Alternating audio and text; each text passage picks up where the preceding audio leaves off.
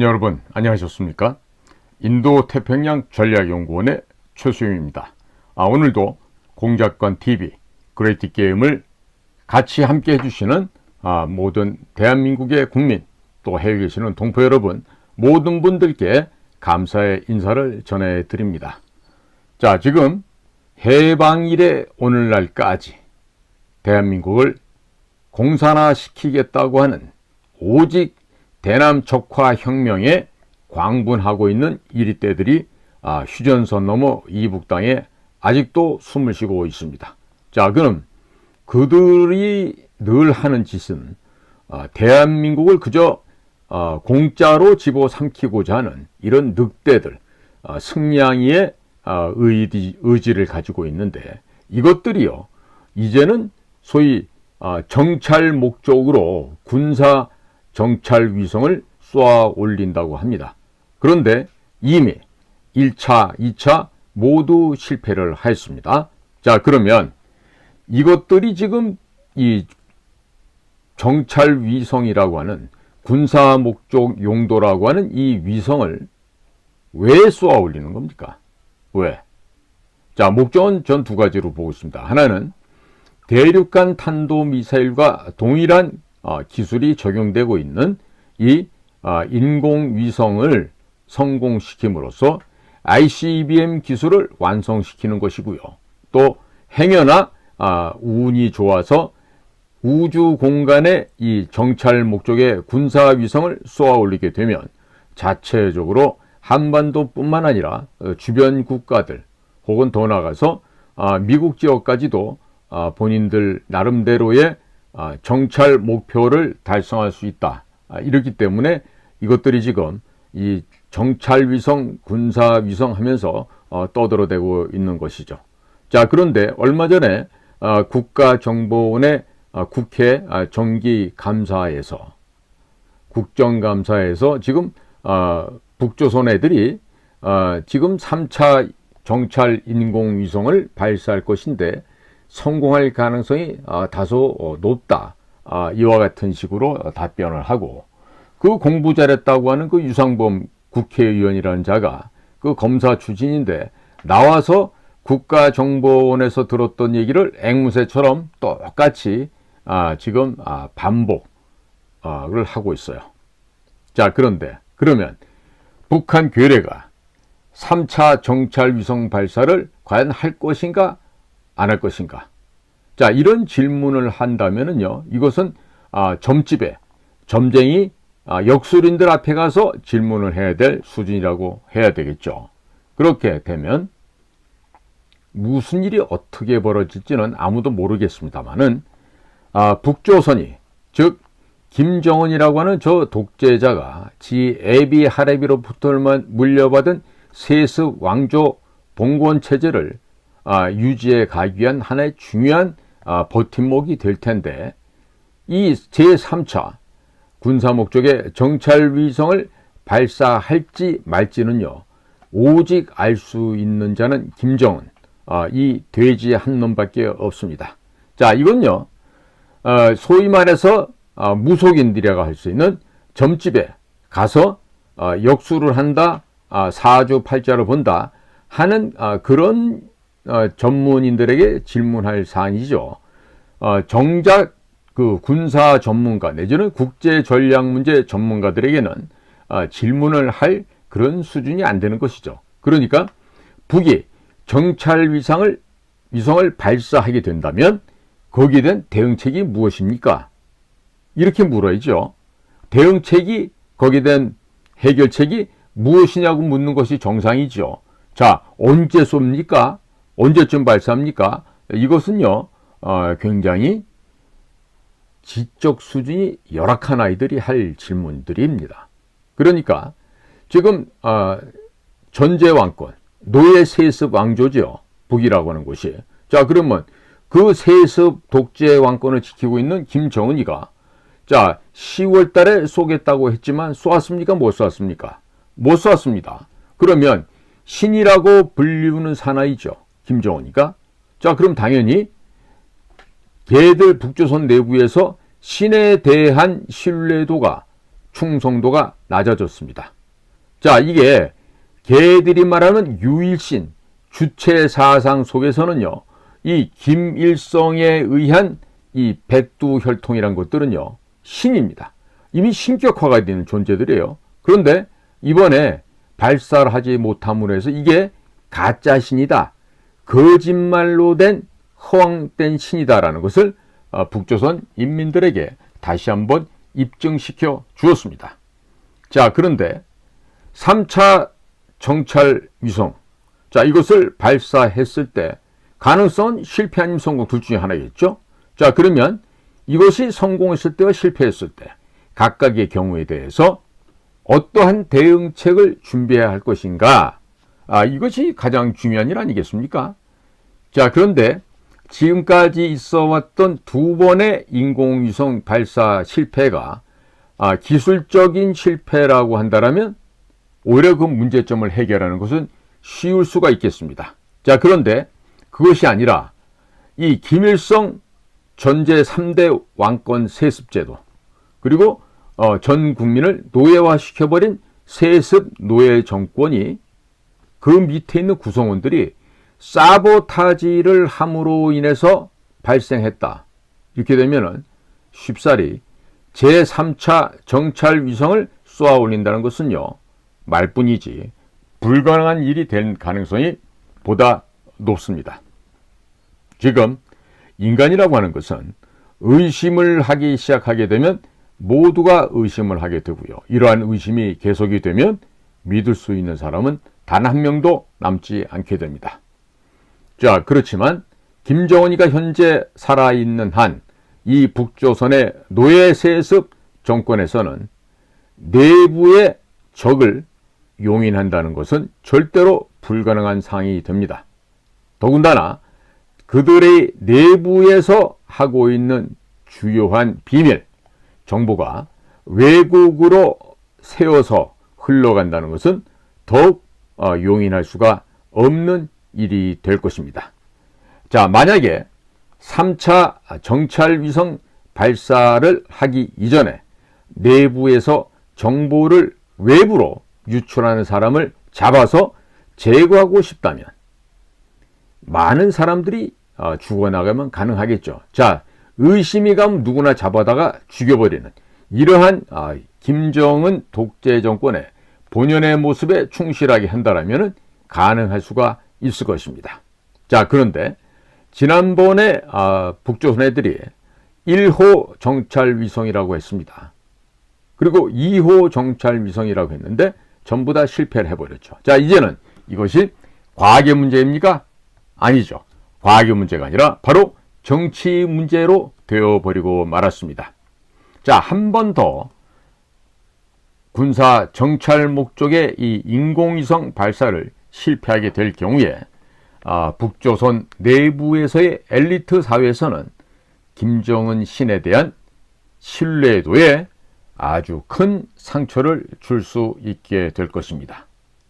자, 그래서 우리는요, 북조선의 핵을 없애야 되고, 북조선의 마약을 퇴치해야 되고, 북조선의 위조 지폐, 이 3대 국가 단위의 조직 범죄를 해체하고 그야말로 잿가루로 만들게 되면요, 저절로 북한 지역을 우리가 회복할 수가 있게 되는데, 과거 80년대는 그 전술무기라고 하는 B-61이 한 3,000여 기가 있었습니다.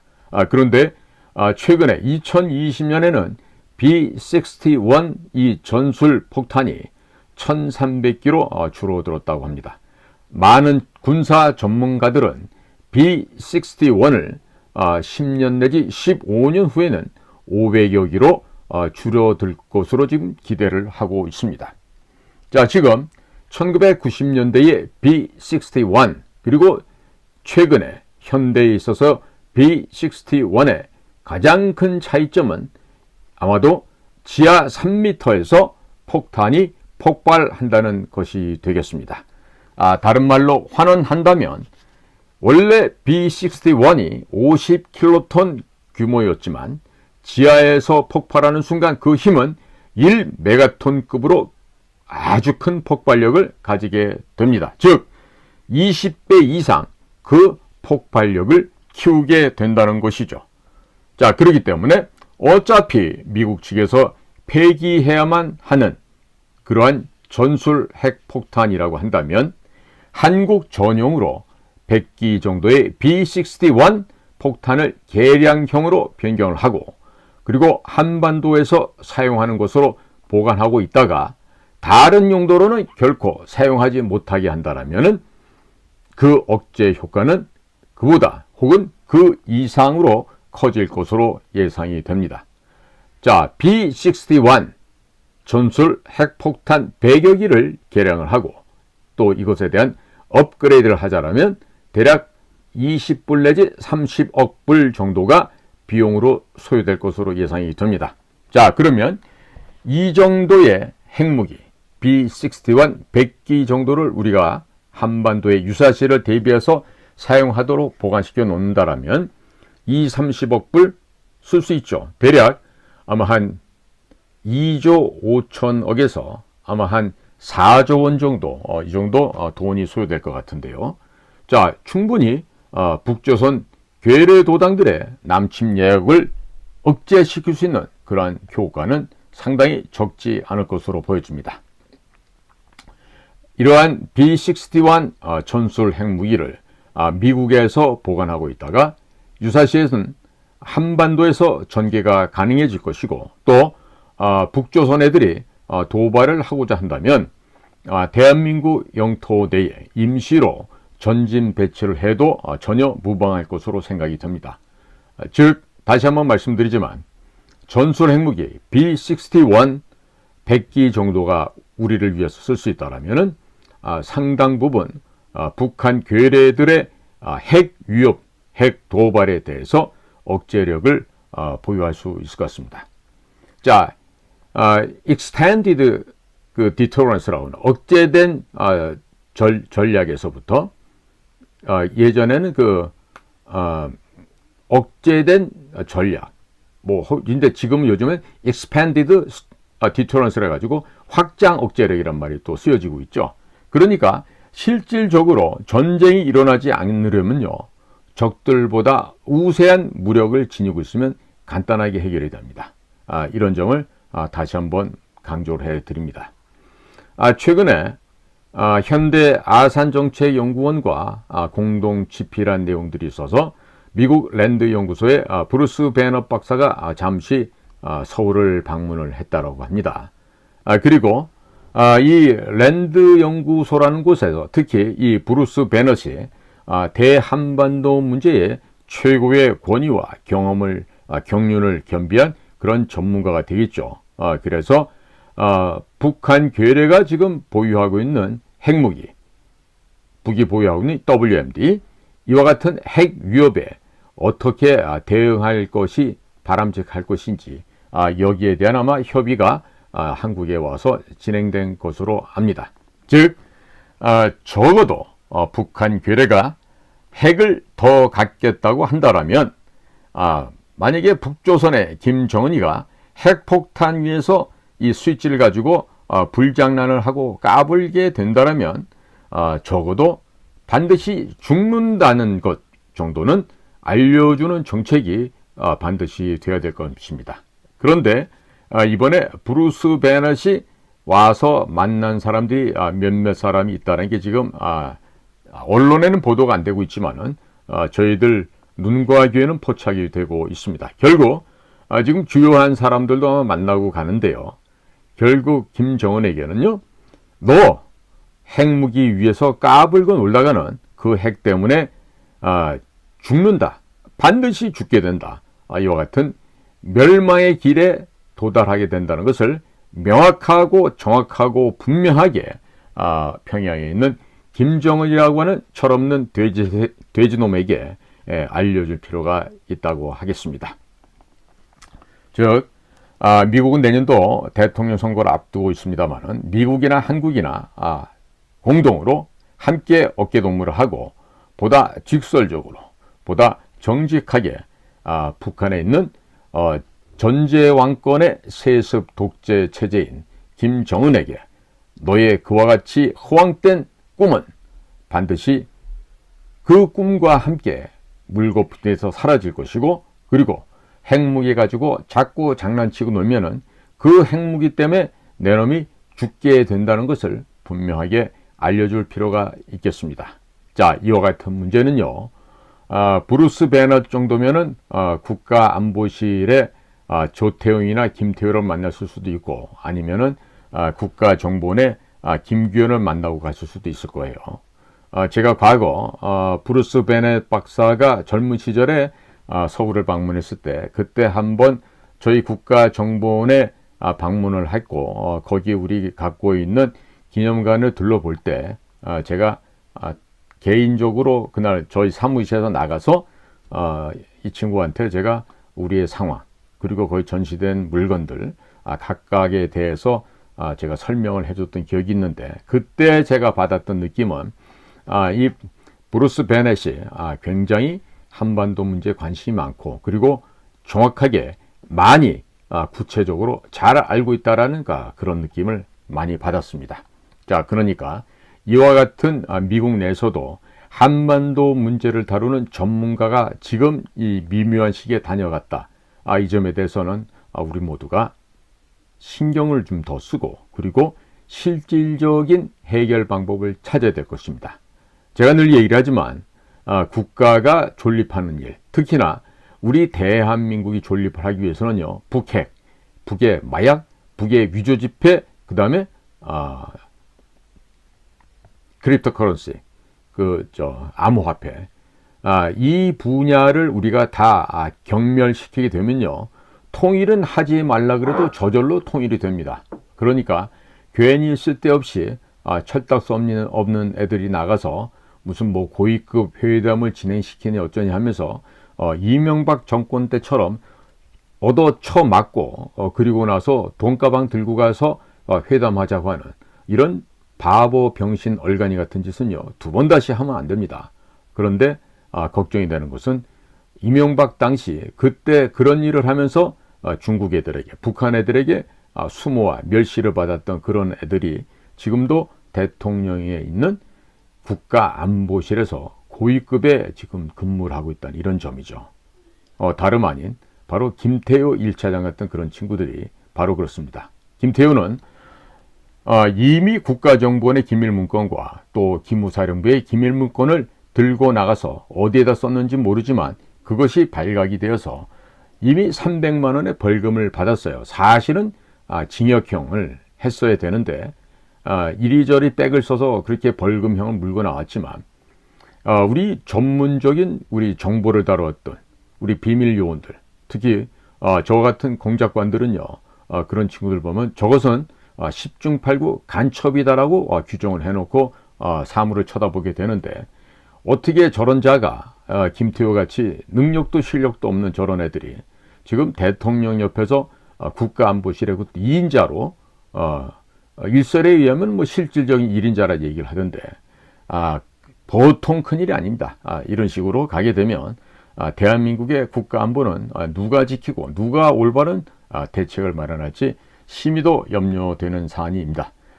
지금 국내에서 여러 가지 정치적 환경이 이 동네 저 동네 똥강아지들이 술 퍼먹고 술이 취해서 이리 짓고 저리 짓고 똥 싸고 오줌 싸고 온갖 망동을 벌이고 있는데 이런 더럽고 추한 꼴을 언제까지 국민들이 보고 참아야 될지 모르겠습니다. 자, 지금 오늘 북괴가 추진하고 있는 정찰 위성에 대한 말씀을 전해드리면서 특히나 국가의 안보 전략을 수립해서 실천해야 되는 주요 관계기관 직원들은요, 정신 똑바로 차리기 바랍니다. 정신 못 차리고 있다가요, 내년 봄에 한순간에 훅 하고 한 방에 날아가서 다 죽는 일이 생길 수도 있다는 것을 사전에 경고드리니까 제발 좀 전문가들이 얘기해주면 듣기를 바랍니다. 제발 좀 잘난 척들 하지 말고 그거 서울대학교 졸업장 국제사회에 나가면요, 아무짝에도 쓸 수 없어요. 하물며 서울대학교도 못 나온 것들이 더 발광을 한다 그러면 이 큰일 날 일이 되겠습니다.